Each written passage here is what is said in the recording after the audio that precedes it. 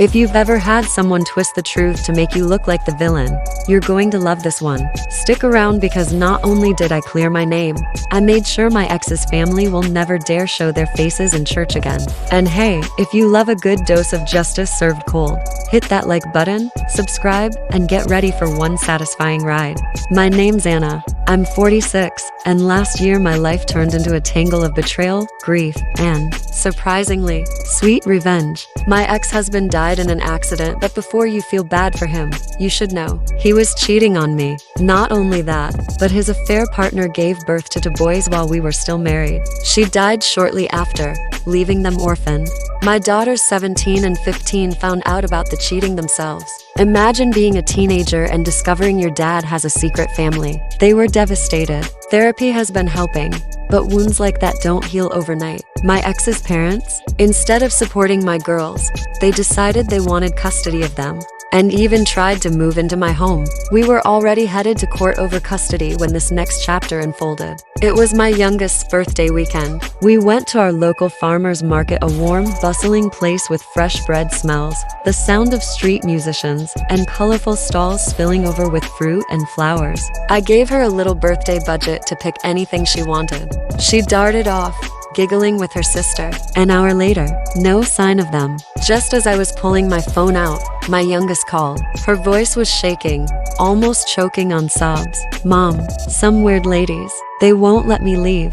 My heart dropped. My oldest and I ran through the market, weaving past stalls until I spotted her pressed against a wall of crates, surrounded by 6 older women. I recognized some from my ex-in-law's church. They were wagging fingers in her face, telling her she was sinning against God for refusing to see her grandparents, accusing her of abandoning her poor orphaned brothers. My daughter's eyes were wide, her hands clutching her bag of chocolate like a lifeline. I could feel my pulse pounding in my ears. I stepped between them and my daughter, planting myself like a shield. "Go with your sister to the car, pay for what you picked, and don't look back." They obeyed instantly. I turned back to the women. "What exactly do you think you're doing?" One of them actually had the audacity to smirk.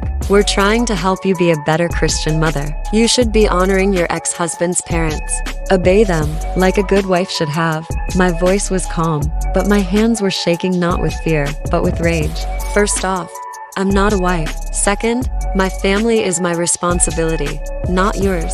And third, you don't get to traumatize my kids because your friend posted lies online." They kept shouting, and soon the market manager asked all of us to leave. They trailed behind me to my car, a swarm of moral vultures. That night, after my girls went to bed, I messaged a friend from that same church. He told me everything. My ex-mother-in-law had posted a massive sob story in the church's Facebook group. According to her, my daughters and I had thrown her and her husband onto the streets, stolen all my ex's money, and refused to let them see their beloved grandsons. She conveniently left out the cheating instead. She claimed the affair partner was actually our surrogate because I couldn't have more children, and that I rejected the boys because they were boys. Disgusting.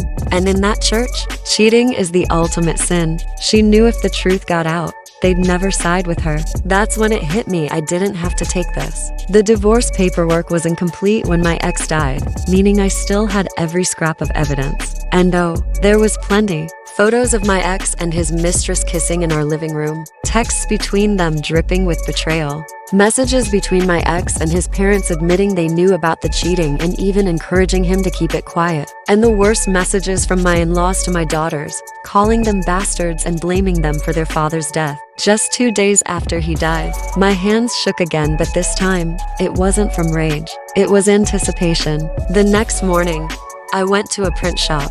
Full color, high-resolution prints of every juicy detail. I paid extra for quality. Then, I spent hours at home compiling them into personalized binders. They looked exactly like the little hymn booklets the church hands out every Sunday. And on the very first page, a full-page photo of my ex making out with his mistress, captioned, "The love story of ex-husband's name and mistress's name." That Sunday, I walked into the church like I owned the place. No one paid me any mind as I slid the binders onto the desk where the hymnals were kept. By that evening, my phone was blowing up. My friend told me the gossip hit nuclear. The Facebook group was in meltdown. The pastor had to step in to keep things civil. The holiest among them were suddenly calling my ex a disgrace and my ex Mill a liar. Some even sent apology letters to my daughters. And my ex Mill, she posted a dramatic woe is me rant about being alienated and unloved. Within a week, she and my Phil had stopped going to church altogether. They wanted to humiliate me publicly. Instead, I handed them the rope and they hung their own reputations. My daughters saw, for the first time, that we weren't powerless. That sometimes when the truth is on your side, you don't have to shout to be heard. You just have to show people the evidence. Some people weaponize lies, but lies are fragile. All it takes is one bright light to shatter them. My ex's family thought they could rewrite history. All I did was return the pen to them and let them write their own downfall. If that revenge hit the spot, smash that like button and tell me in the comments what's the most satisfying way you've ever seen the truth come out. And for more stories where justice gets served cold, subscribe, because I've got plenty more where this came from.